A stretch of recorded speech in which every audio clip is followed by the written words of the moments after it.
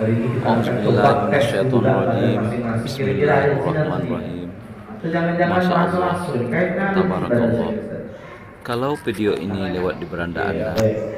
tentu bukan kebetulan Cuman semata, saya minta tapi bagi karena yang Allah Subhanahu wa ada Ta'ala rasa sakit, tolong diurut agar sambil baca Anda yang dan saya keluarga baca. Anda Jadi saya baca, dijauhkan Bapak dari pegang, gangguan urut jin saja. dan Misalnya setan. bagian kaki Tonton disamping. terus, jangan di Urut. skip. Sampai dia Jangan lupa keluar. like, subscribe, Nanti ketemu lagi dan misalnya bagikan sakitnya di perut. yang merupakan Urut, sedekah jariah nah, bagi yang mual agar saya minta banyak tolong. orang yang dijauhkan dari gangguan jin Muntah dan keluar. setan. Assalamualaikum warahmatullahi wabarakatuh.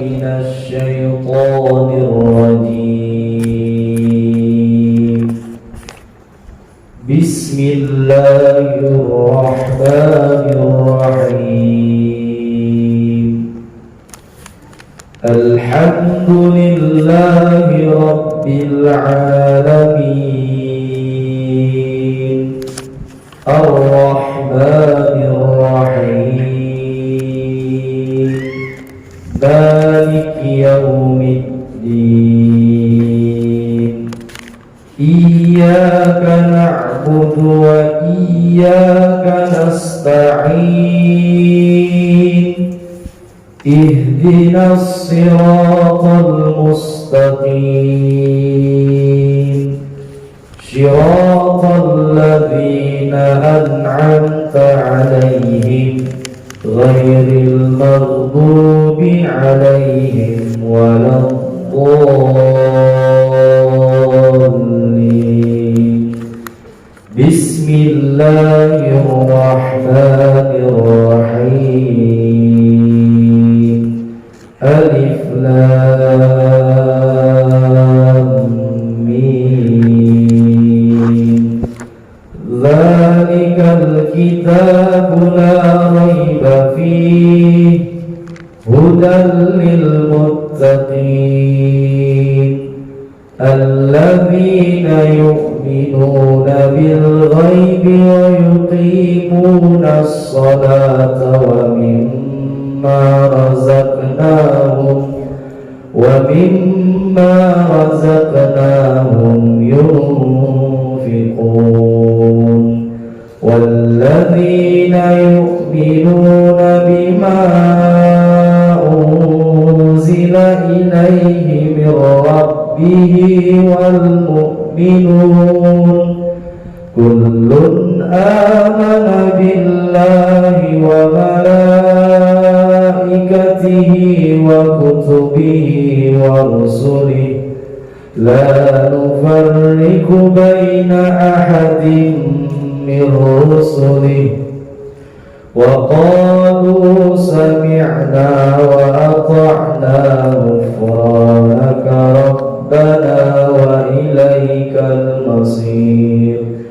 Amana ar-rasulu bima unzila ilayhi min rabbihi wal mu'minun kullun amana billahi wa malaikatihi wa kutubihi wa rusulihi la nufarriqu baina ahadin min rusulihi wa qalu sami'na wa ata'na ghufranaka rabbana wa ilaikal masir.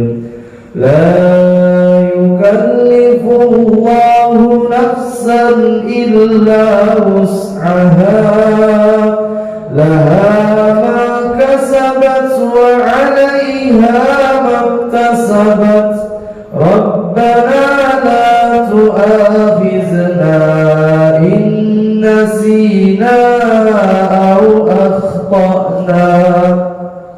Rabbana wa la tahmil 'alaina isran kama hamaltahu 'ala alladhina min qablina. Rabbana wa la tuhammilna ma la taqata lana bih wa'fu anna waghfir lana warhamna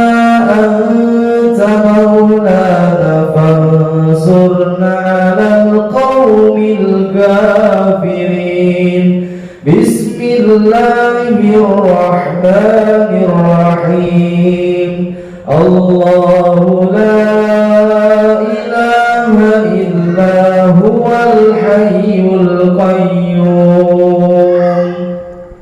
لا تأخذه سنة ولا نوم له ما في السماوات وما في الأرض من ذا الذي يشفع عنده إلا بإذنه يعلم ما بين أيديهم وما خلفهم ولا يحيطون بشيء من علمه إلا بما شاء وسع كرسيه السماوات والأرض ولا يعوده حفظهما وهو العلي العظيم بسم الله الرحمن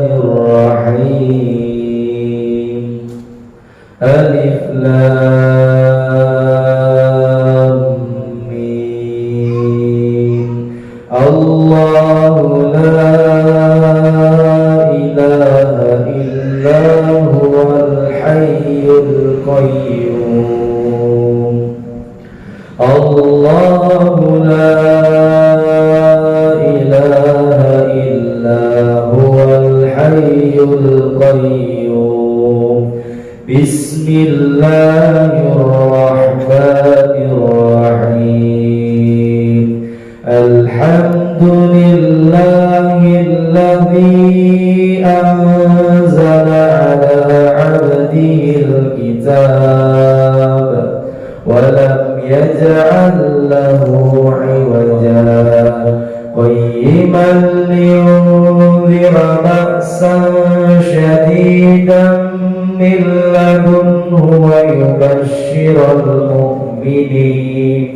ويبشر المؤمنين الذين يعملون الصالحات أن لهم أجرا حسنا ماكثين فيه أبدا وينذر الذين قالوا اتخذ الله ولدا ما لهم به من علم ولا لآبائهم كبرت كلمة تخرج من أفواههم إن يقولون إلا كذبا فلعلك باخع نفسك على آثارهم إن لم يؤمنوا بهذا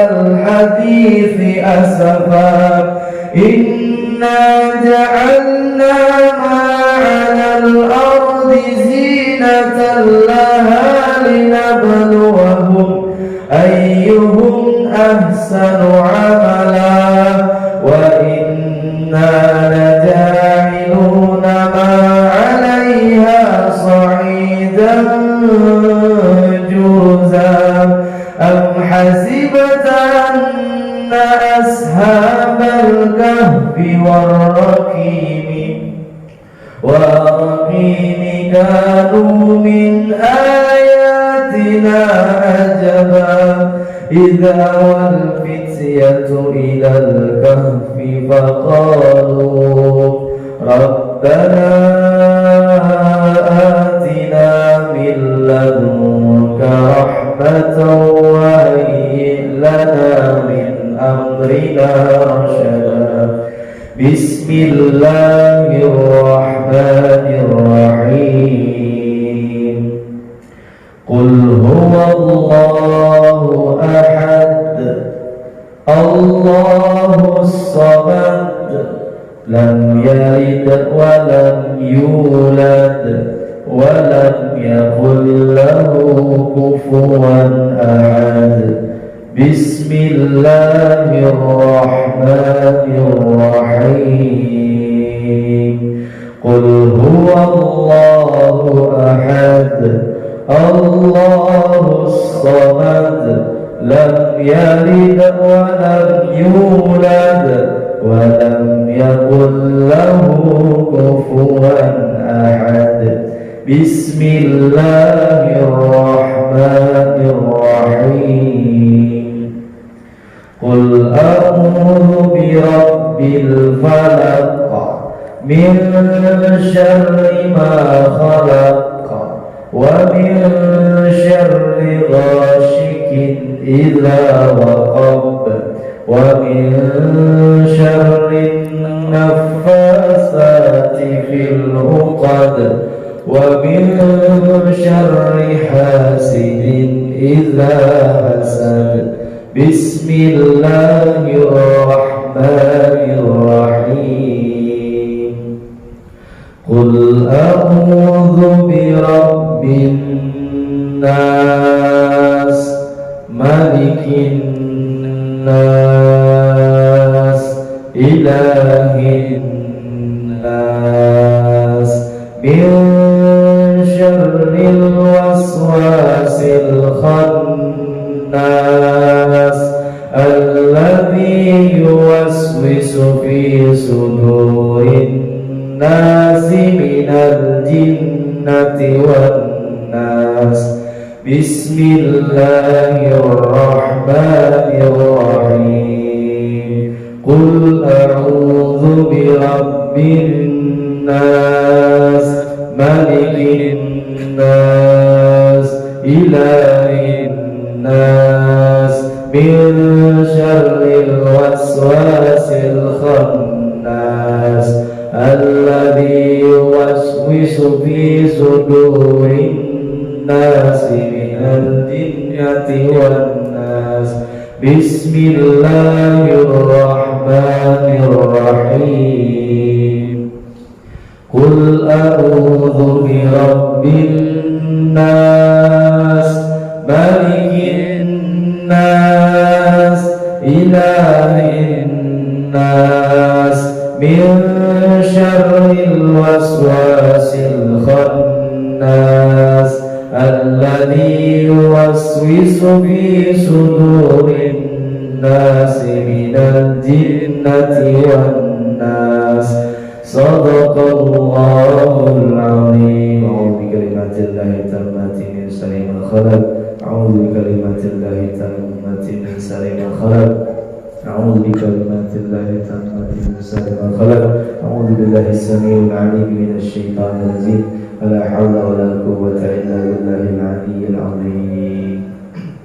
Baik, ada yang bagian senang sakit, itulah bagian yang ada jin di situ. Jadi jin itu kan suka masuk di darah.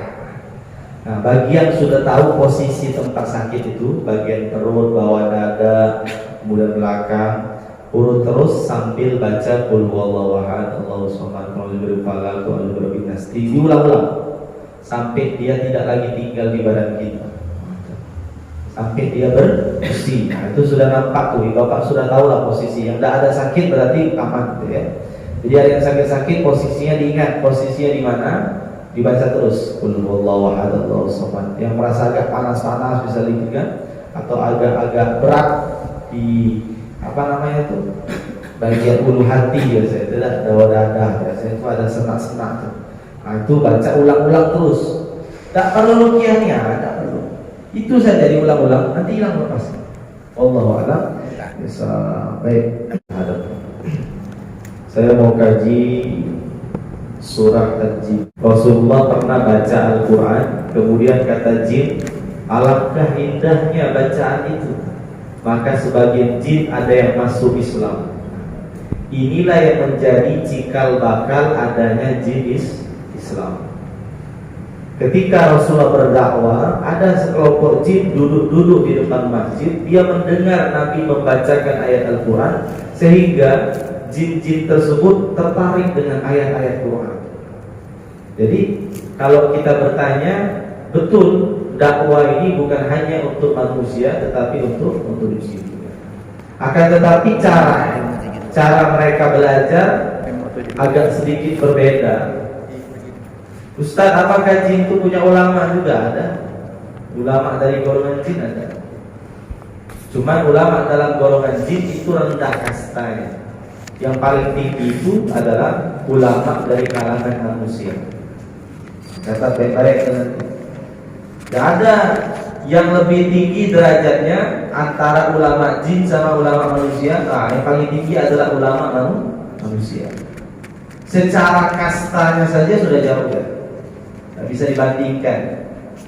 Akan tetapi yang menjadi catatan, ketika seseorang merasa diganggu oleh jin, misalnya diganggu oleh jin, maka yang harus kamu pikirkan adalah bagaimana caranya kamu mampu melawan itu dulu.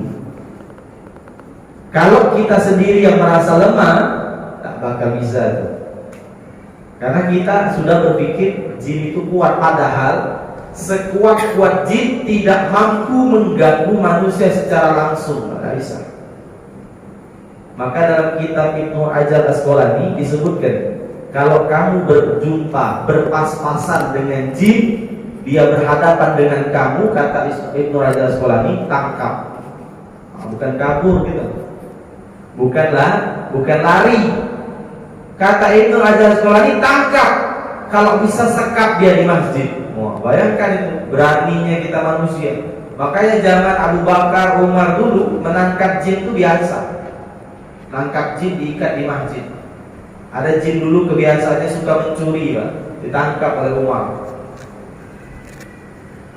Tapi dia minta ampun, akhirnya dilepas. Kata Rasulullah, nanti datang lagi dia. Ditangkap lagi, lepas lagi, dilepasi lagi oleh Abu Bakar, Umar. Maka sebenarnya tidak ada gangguan jin yang kuat, ada. Yang bikin dia kuat itu perasaan kita saja. Merasa jin itu hebat, jin itu kuat. Padahal jin itu paling lemah. Makhluk yang paling lemah yang Allah ciptakan adalah jin. Karena dia tidak mampu mengganggu manusia itu secara langsung, tidak bisa. Dia hanya bisa yuwaswis sufis sudurin nas. Dia masuk ke dalam telinga. Mulai hari ini kalau ada orang diganggu jinnya, sepelekan saja, mudah lah. Cukup baca Quran saja.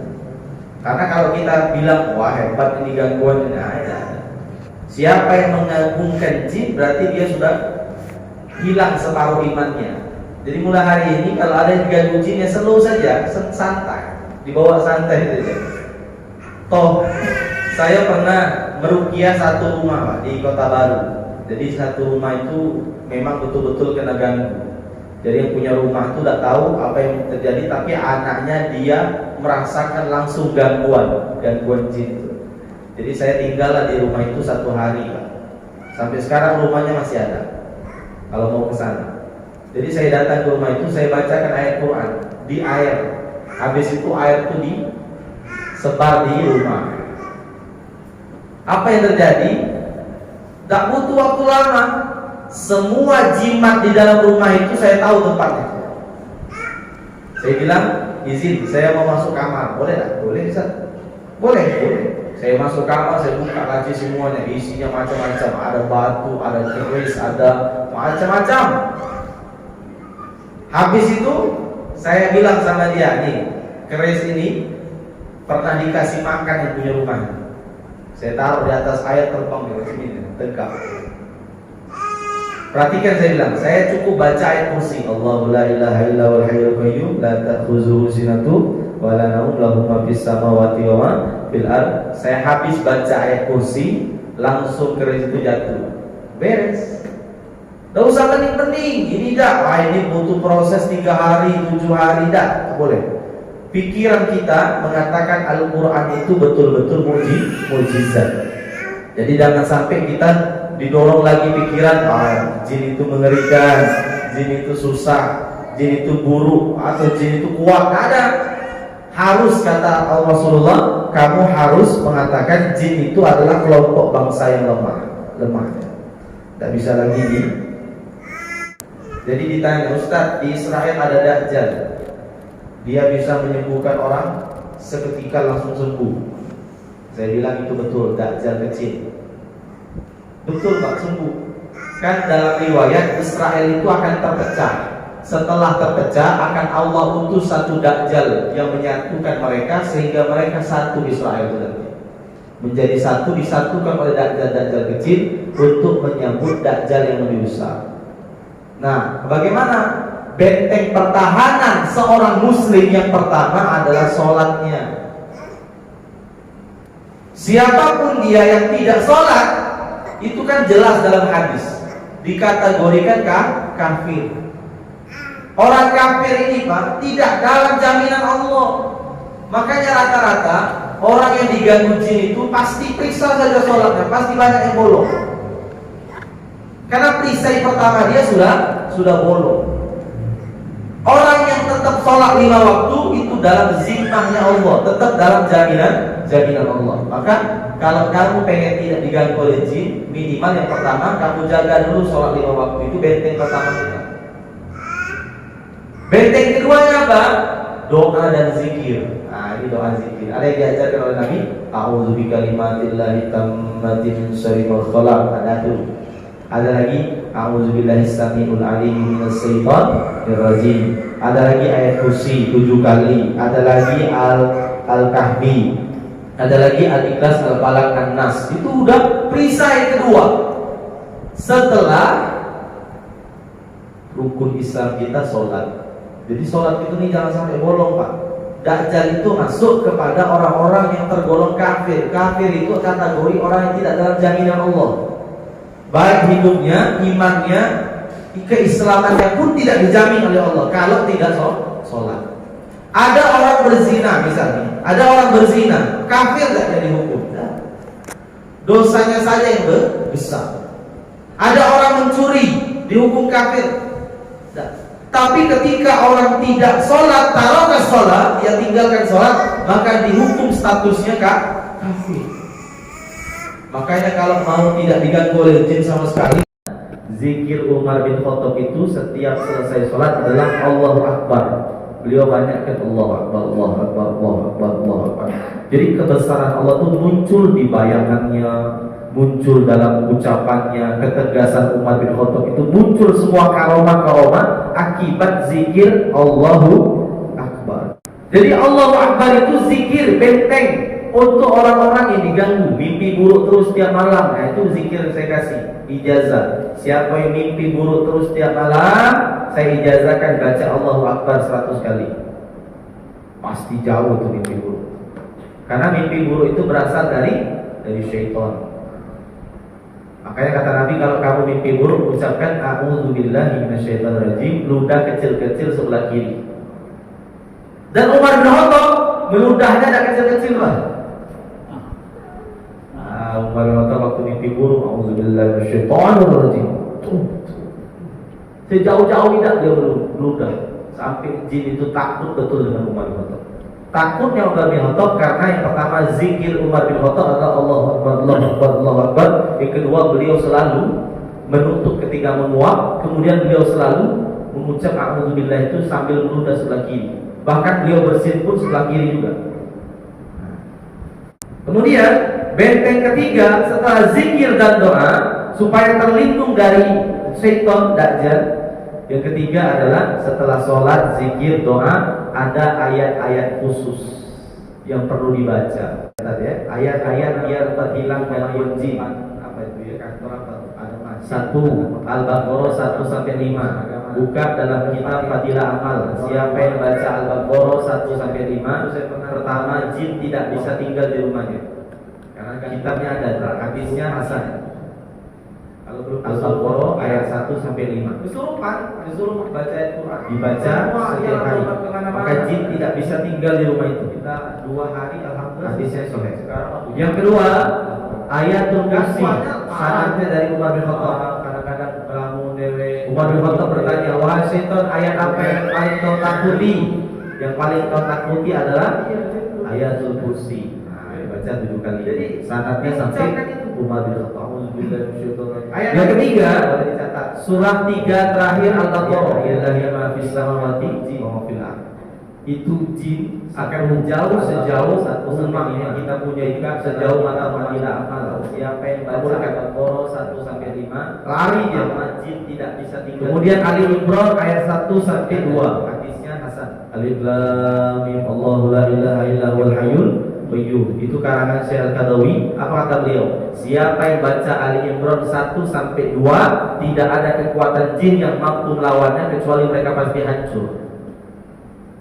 Jadi Alif Lam Mim Allahu la ilaha illa huwal hayyul qayyum. Ali Imran ayat 1 2. Kemudian Al-Kahfi. Nah, ini kalau jinnya golongan anak buah Dajjal. Nah, jadi kalau ada anak buah Dajjal yang masuk ke badan-badan manusia, itu dibacakan surah Al-Kahfi 1 sampai 10, 101 sampai 110. Pilih. Ayat Al-Kahfi 1 sampai 10 atau 101 sampai 110. 10 ayat awal, 10 ayat akhir. Yang terakhir, supaya terhindar dari Dajjal, itu ayatnya adalah Al-Falaq, Al-Ikhlas, Al-Falaq, An-Nas. Dibaca 3 kali, ditiup di bagian permukaan tangan, di bagian tangannya dibuka, ditiup, habis itu diuras bagian depan. Itu cara mengunci supaya tidak ada setan lagi yang masuk ke badan kita.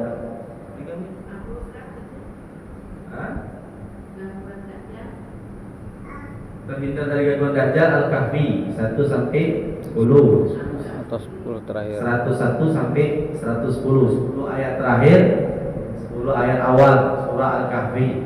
Al-Ikhlas, Al-Falaq, An-Nas dibaca 3 kali, ditiup bagian depan. Habis itu diuras bagian depan. Diuras semua. Itu cara mengunci supaya Dajjal tidak bisa lagi masuk dalam darah, denyut dan nadi kita sampai ubun-ubun pun dia rasa. Itu dibaca harus berulang-ulang. Kalau sudah terganggu oleh jin, dibaca minimal 40 hari, itu selesai dah. Kecuali gangguannya sudah parah, kesurupan tiap hari, nah, itu langsung diruqyah. Kalau kesurupan tiap hari langsung diruqyah. Jadi ada anak UIN, dia PPR KKN di Kerinci, Pak. KKN di Kerinci. Jadi ada kesurupan kawannya 3 orang. Bingung semua anak UIN ini kan ada bekal. Ada bekal apa ya? Ilmu. Untung baik yang jadi kakak itu murid saya. Namanya Muhibbuddin. Tinggalnya di Pal 10. Di pesantren kita di Pal 10 tuh, di Pal 9. Jadi dia ruqyah online. Jadi saya baca ayat Qur'annya pakai handphone. Masya Allah. Saya baca ayat Quran, keluarlah jin itu, sembuhlah dah, tidak kaya lagi. Yang terpenting apa? Bacaannya itu harus bersanad. Betul bacanya itu, jangan sampai salah. Allahu la ilaha illa huwal hayyul qayyum, la ta'khuzuhu sinatun wa la nawm. Itu cara bacanya harus ikut nanti. Nanti tembus itu semua. Pernah saya ngobati orang itu kesurupan sehari 3 kali, Pak, di Pal 10. Jadi kemasukan sebelah sana, baliklah saya ke rumah, siangnya dijemput lagi ada kesurupan sebelah sana, sorenya lagi dijemput lagi kesurupan di tempat yang berbeda lagi. Tapi di dekat-dekat situ lah. Karena jin ini sudah banyak, Pak. Ketika Dajjal itu mau muncul, maka jin-jin yang berdiam di gunung-gunung, di pasak-pasak, kemudian di lautan, itu semuanya yang habis berzikir-zikir itu, zikir-zikir Dajjal itu, dia keluar semua, Pak, menjadi tentara-tentara Dajjal untuk mengganggu iman manusia. Waspada itu. Makanya kita harus hafal Al-Kahfi. Itu supaya apalagi yang anak-anak cantik ya, itu kadang-kadang dipelet. Ada ustaz ilmu pelet? Sebenarnya tidak ada. Tidak ada ilmu pelet. Akan tetapi yang menyebabkan dia itu terpengaruh oleh jin saja, namanya sihir, bukan pelet ya, sihir. Sihir itu dalam bentuk linglung. Nah, anak ini nanti linglung sehingga dia tiba-tiba jatuh cinta dengan orang yang tidak dia kenal. Nah, itu namanya sihir.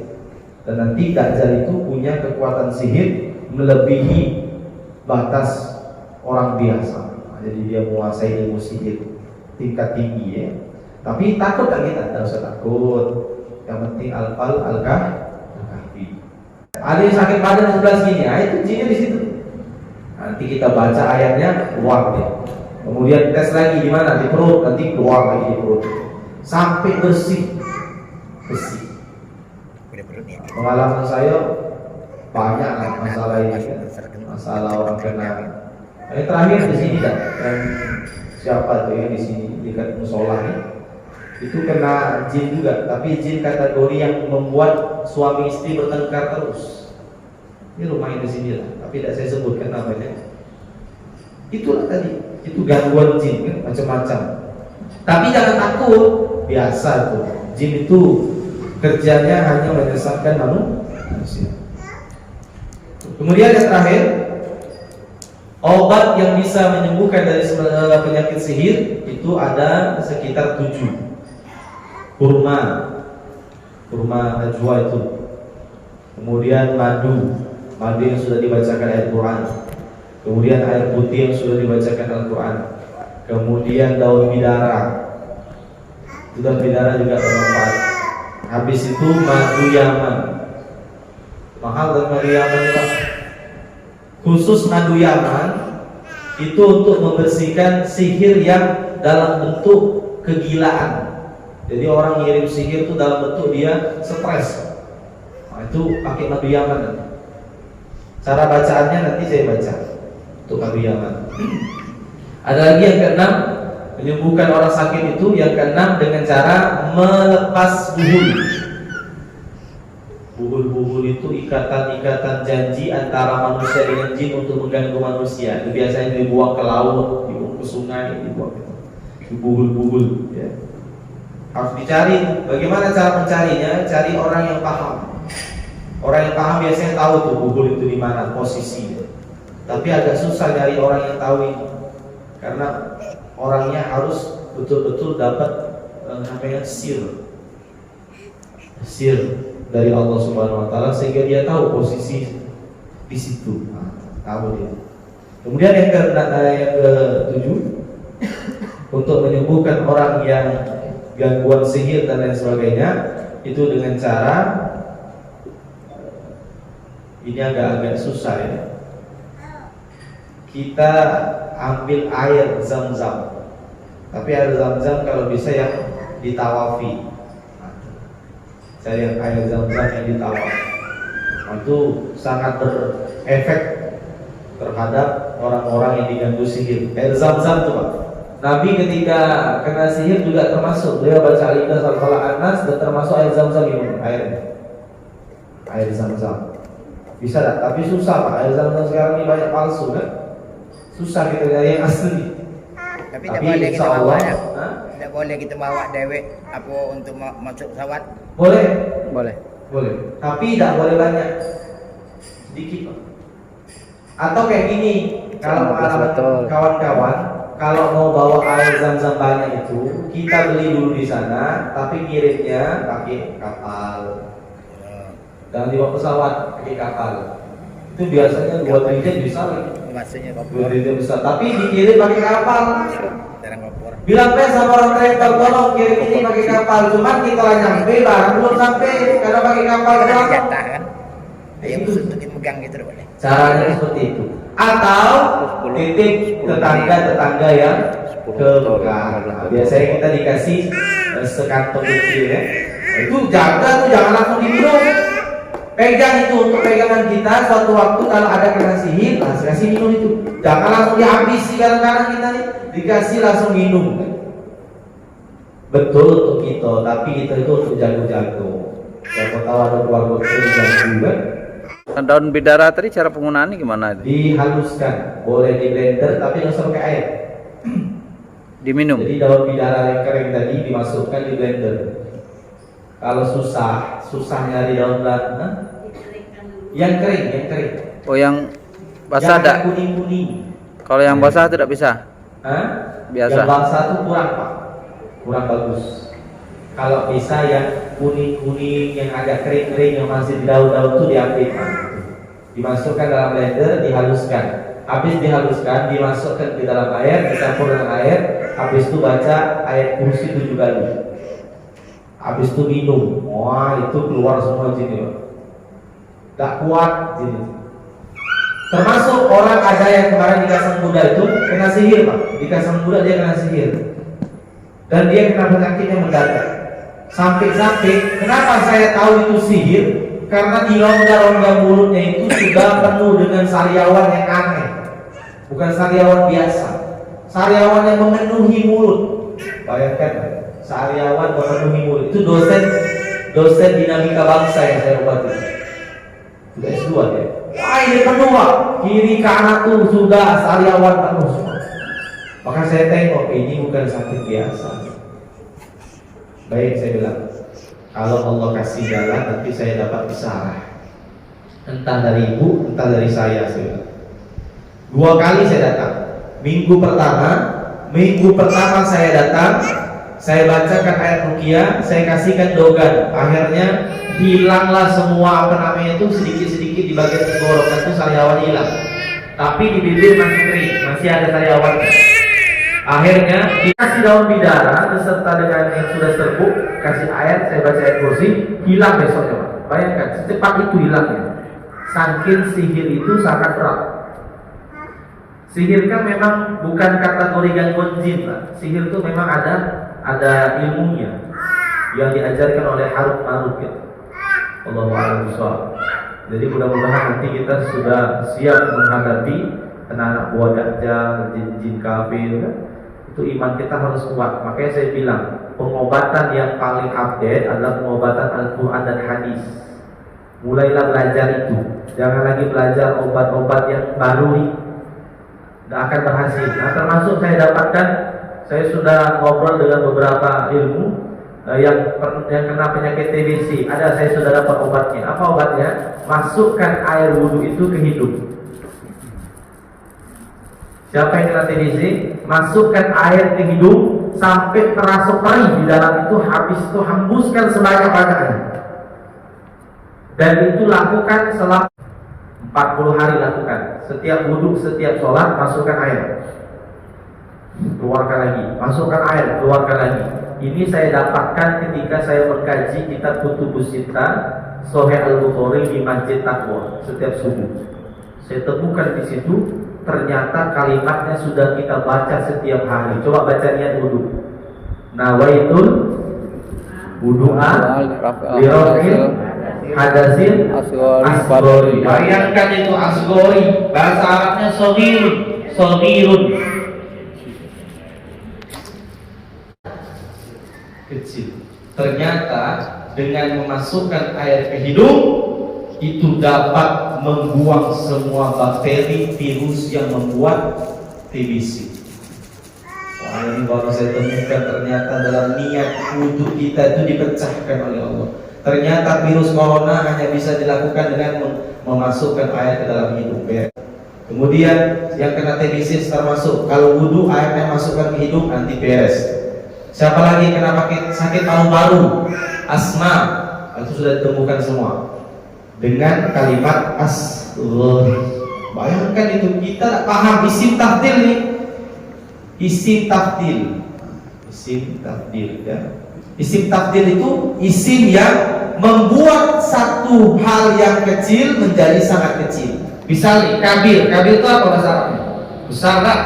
Kabir besar, biar menjadi sangat besar. Ubah sama isim tafdil. Habirun, ubah menjadi isim tafdil. Akbar, sama tuh. Ini besar, ini sangat besar. Jadi kalau kita mandi junub, biasanya nawaitul ghusla lirafil hadasin akbar. Kenapa dia sangat besar? Karena hadasnya meliputi hadas kecil dan hadas besar digabung jadi satu menjadi hadas yang sangat besar. Jadi kita niat wudhu sebenarnya itu nawaitul wudu alirafil hadasin. Ya Allah, saya niat berwudhu untuk membersihkan hadas yang paling kecil, yaitu virus-virus yang ada dalam hidung, paru-paru yang ada dalam rongga-rongga itu. Hebat itu ayat itu, ya. Kalimat itu bukan sepele Pak, niat wudhu itu. Ternyata kalau dikaji mengandung unsur pengobatan.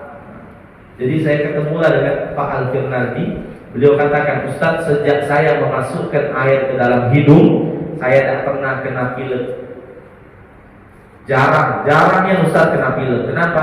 Setiap wudhu saya selalu masukkan air ke hidung, kemudian saya buang sebanyak-banyaknya. Dan betul, dalam kitab sarah para ulama, orang yang bangun tidur, apa yang harus dilakukan? Cuci tangan, kemudian keluarkan, hembuskan nafas, karena setan tinggal di tempat itu.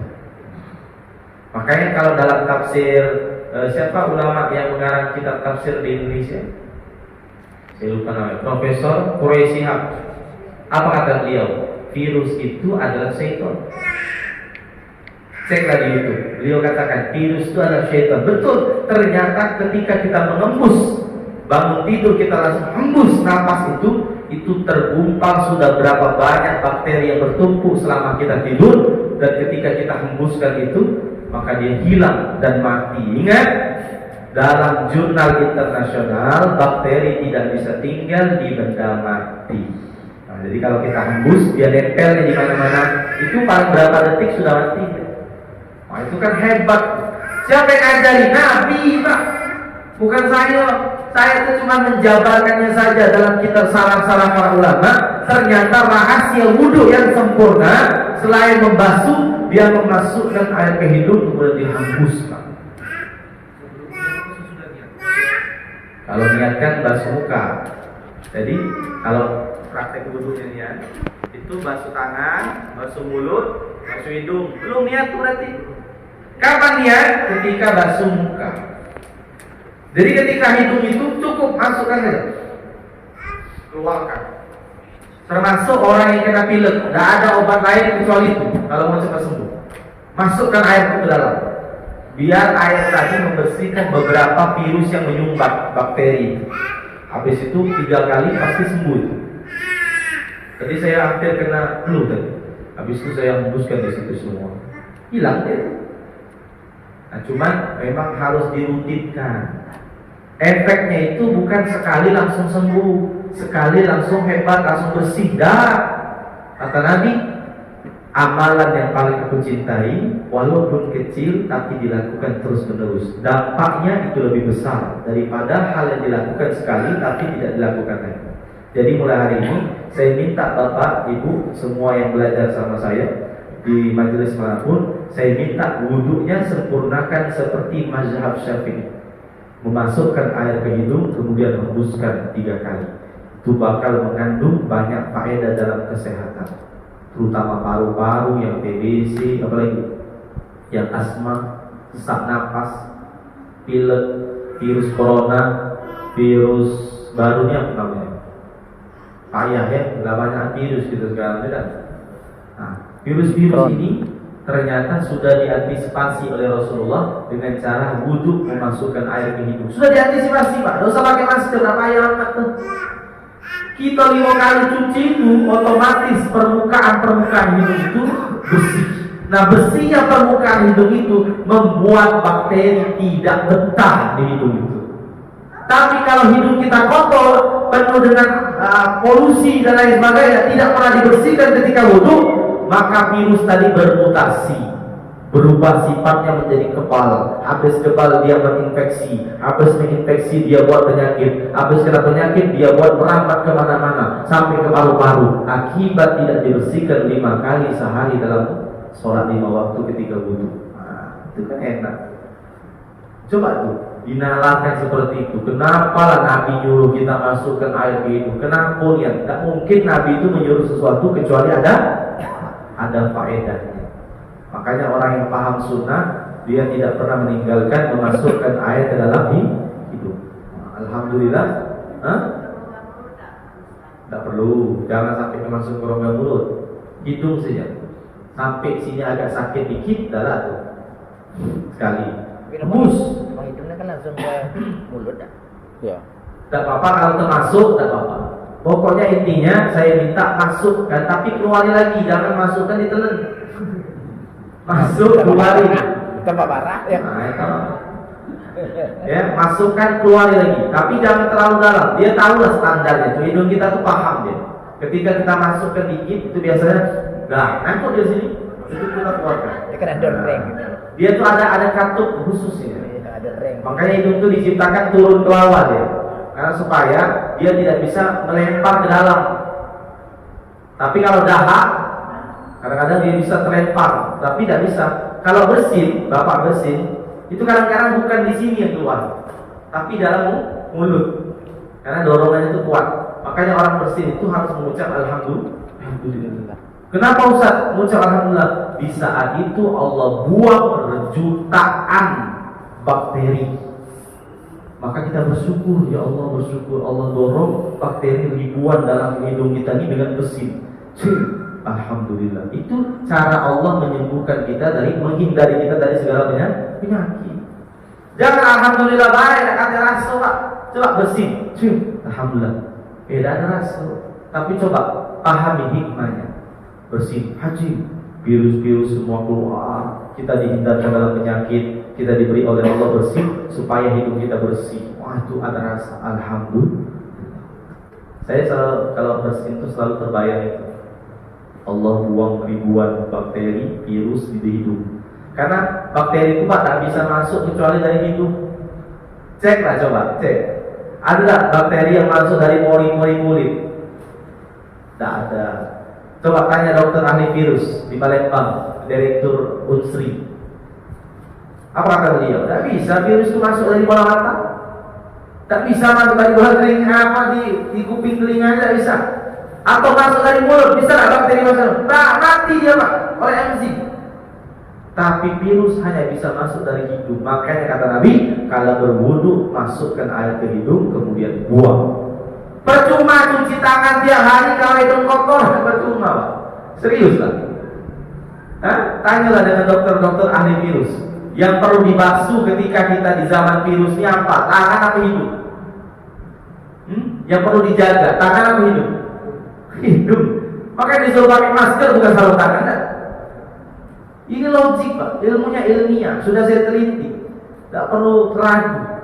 Saya itu bukan ngomong baik. Saya tanya dulu dengan Profesor virus. Saya tanya lagi dengan Profesor orang-orang yang ahli. Kemudian saya buka lagi jurnal-jurnal dalam bahasa Inggris internasional. Itu ada penelitian khusus. Sampai ulama-ulama dokter ahli profesor di luar negeri itu. Saya namanya bukan orang barat Pak, orang-orang di Mesir. Ahli virus Mesir ada. Tanya dengan beliau, jujur itu. Eksperimennya jujur. Tapi kalau barat kan sudah mengandung unsur-unsur lain. Tapi kalau Mesir insya Allah aman. Amalkan, berwudu, masukkan air ke hidung. Memang awal-awalnya berat. Awal-awalnya berat, tapi lama-kelamaan ibu akan merasakan efek positifnya. Rasanya beda. Hidup tuh rasanya lebih segar daripada biasanya. Wallahu a'lam bishawab. Malah kalau kita tanggapi nambah dia malah ngamuk. Biarlah kalau disumpah kata aja. Selama dia masih melawan ayat Quran, selama itulah Allah hancurkan kekuatan dia. Tak bakal kuat dia melawan. Jadi mulai hari ini Pak, kalau menemukan ada orang kesurupan, tidak perlu panik. Saya minta sama jamaah. Saya ketemu orang kesurupan tuh, saya duduk pada depan dia. Saya tengok saja. Saya baca ayat Quran habis dulu dah. Sadar dia pingsan, sadar, balik lagi. Gak usah kita respon, karena jin itu kalau kita respon nambah jadi dia. Oh, nambah kamu, oh ini kayak gini. Nah, makanya mulai hari ini kalau ada yang kesurupan, biarlah dia bebas, biar. Oke, sadar deh, Pak, serius. Kita tuh kadang ditipu oleh jin. Tapi jin ini pada pula Pak. Saya baca Quran dia pura-pura sakit. Ampun dari dia. Akhirnya dikiranya Ustaz hebat, sudah sakit-sakit nanti. Jinnya. Tidak usah takut. Itu tipu daya setan semua. Yang terpenting apa? Nanti saya akan bacakan ayat Quran untuk pelindung kita semua sehingga dia tidak bisa masuk lagi. Jadi insyaallah selesai saya baca ini, tidak ada yang kesurupan di ruangan ini. Tidak ada lagi. Tapi saya mau lihat respon beberapa jin di sini. Kira-kira jin di sini baik apa buruk kan? Jangan jin sini banyak jin kafir kan? Masjid dekat kan? Jin kafir banyak Pak. Saya kadang-kadang tidak suka dengan jin kafir itu kan. Dia ganggu orang tepat. Ada murid saya itu 7 kali dia kesurupan. Saya lantai lah. Ngamuk-ngamuk di situ lantai. Akhirnya dia sadar minum air putih. Nah sudah sadar saya bilang, sudah Ustaz. Tidak perlu direspon. Kesurupan, kecuali mau muntah. Saya minta kalau muntah keluar. Rasa-rasa deh, agak mual-mual. Dengarkan ayat Quran di teras boleh nggak Ustaz? Boleh. Jadi sambil muntah tuh sambil dengar ayat saya baca itu, sambil muntah boleh di depan itu. Sambil dengar kan ayat ini pakai mic. Nah, jadi saya minta yang mau muntah di luar, yang sakit di mulut, karena itu bagian dia sembunyi di situ. Mungkin kita telah puluhan tahun dia di situ. Tahu-tahu. Sehingga kita berat kalau subuh kadang-kadang susah. Ikatan setan itu kan subuh 3 ikatannya. Nah, mungkin dia tinggal juga di badan-badan kita nih. Allah Allah. Nabi itu sudah ada yang seperti itu, Pak. Tidak usah takut. Yang penting baca Al-Quran. Jangan datang ke rukun. Ustaz datang ke rukun sembuh. Tapi dia kerjasama sama syaitan. Dalam Quran surah Al-Jin ada tuh. Sebagian golongan manusia meminta bantuan kepada segolongan jin. Sungguh itu perbuatan musyrik. Ada dalam Quran surah Al-Jin. Nah, siap ya? Pejam saja matanya. Habis itu tangannya taruh di dada. Bagian sakit diurut. Pejam saja. Biar saya masuk ayat Quran ya. Surah Al-Nasr. Alam nasrah laka sadrak, sambil sebelum minum tuh alam nasrah laka sadrak, habis itu alam tara kaifa, 2 ayat itu. Sebelum minum alam nasrah laka sadrak, alam tara kaifa itu dibaca 2 ayat itu baru minum. Nah, nanti yang sakit-sakit rematik seperti itu atau bagian saraf seperti itu nanti sembuh. Apalagi kalau Bapak bisa qobliyah subuh baca 2 ayat itu. Insya Allah aman dan kena penyakit. Alam Nasrah itu sampai selesai. Iya, selesai. Oh, alam Nasrah sama alam terakai Alpil. Rafa'na laka dzikrak inna ma'al usri yusra wa inna ma'al usri yusra bisa bertemansab ila rabbika Rakaat pertama. Rakaat kedua lam tarakai fa'ala rabbuka bi siapa ashabil yang fil baca ayat itu ketika kau dia subuh maka dia terhindar dari alam itu sakit. Alam ya, alam taro sama alam nasr. Ya, sama kalau sakit mata ada ayat bacaan khusus. Ketika asyhadu anna Muhammadar Rasulullah. Nah, bagian asyhadu anna itu baca marhaban. Coba pelan-pelan, Tat. Marhaban bi habibi wa qurratu aini Muhammad ibn Abdullah sallallahu alaihi wasallam la ilaha illallah. Ya, jadi saya baca itu untuk mata. Saya dulu pernah minus lagi. Saya dapat doa itu, saya usap terus. Asyhadu anna ketika azan ya, asyhadu anna itu marhaban bi habibi wa qurrati aini Muhammad ibn Abdullah. 2 kali ya berarti ya. Asyhadu anna kan 2 kali ya. Marhaban bi habibi wa qurrati Jadi aini. diurut usap mata kiri kanan gitu. Tidak, di matanya ya. Oh, di matanya. Di matanya. Jadi masuk dulu ke sini, marhaban ya bi qurrati ini. Tuh kalau untuk mata. Kalau untuk telinga itu baca sholawat 3 kali. Habis itu ditiup Allahumma sholli ala. Biar tidak pikun dia. Sholawatnya 3 kali kiri dan kanan. Termasuk orang yang sering berdenging. Itu baca Allahumma sholli ala sayyidina Muhammad. Itu nanti terhindar dari pikun. Kalau bisa baca Quran 5 juz 1 hari, itu bisa dapat mukjizat semua penyembuhan dapat. Sakit apapun bisa sembuh. Sehari 5 juz. Susah ya? Nah, kalau bisa 1 juz bayar dulu kan? Ada lagi? Apa lagi? Yang dari matahari tadi bagian mana yang sakit? Ada? Hah? Dada. Nanti kita cek lagi. Berarti di situ posisi kan? Kalau udah tahu posisinya enak. Wah, di dada itu dan berarti airnya ini. Habis itu baca airnya, habis itu daun bidara. Ada tuh beres. Ada lagi? Ya. Terus ulangi terus sampai. Bukan. Kita ini ada penyakit medis, ada non medis. Yang non medis tadi dengan ayat Quran dan doa-doa. Dan medis itu dengan obat dan doa-doa. Jadi seperti itu. Yang medis itu tapi ayah Pak, medis ini kadang-kadang juga kan bukan ahlinya. Dokter sekarang kan sudah ada spesialis masing-masing kan, nggak bisa lagi dokter umum. Jadi kalau mata ya ke mata. Boleh tak mata itu ke sholawat? Boleh. Sholawat. Ada lagi? Jadi saya dulu waktu itu kena minus sebelah kiri. Habis itu saya disuruh baca sehari 5 juz. Habis itu baca sholawat tadi. Hilang lah minusnya, udah aman mata saya. 5 juz tambah sholawat tadi yang di asyhadu anna Muhammadar Rasulullah. Itu apa tadi tu? Hah? Oh, saya dapat apa? Saya bacaan seluruh obat penyakit. Ya, 5 juz sehari. Termasuk sehari Jabir itu dihilangkan COVID sebelum meninggal dunia gara-gara bacaan beliau 5 juz sebelum meninggal. Kalau mau dibuka rahasia, beliau itu tidak ada penyakit, beliau itu kan tiba-tiba sakit mati meninggalnya kan. Tiba-tiba meninggal sehari Jabir, padahal ceramah sempat. Kenapa? Beliau sehari 5 juz. Semua penyakit tidak ada yang kuat bisa melawan 5 juz itu lah. Sebelum beliau meninggal dunia, semua divonis sehat semua oleh Allah. Hebat itu kan. Jadi COVID negatif, habis itu sakit-sakit beliau negatif, dicek oleh kedokteran negatif, ternyata ditelusuri oleh murid-murid beliau bahwa beliau itu baca sehari 5 juz. Jadi orang yang bisa baca sehari 5 juz itu dapat sehat sampai wafat. Jadi sakit bentar ya wafat, seperti itulah kira-kira. Bukan mendadaknya meninggalnya itu. Ada unsur sakit dikit. Sehari 5 juz. Macam mana Ustaz bisa sehari 5 juz? Pengalaman saya itu habis subuh 1 juz, habis zuhur 1 juz, habis asar 1 juz. Kalau tak sempat zuhur asar 1 juz, timpoi isya galau. Boleh bro.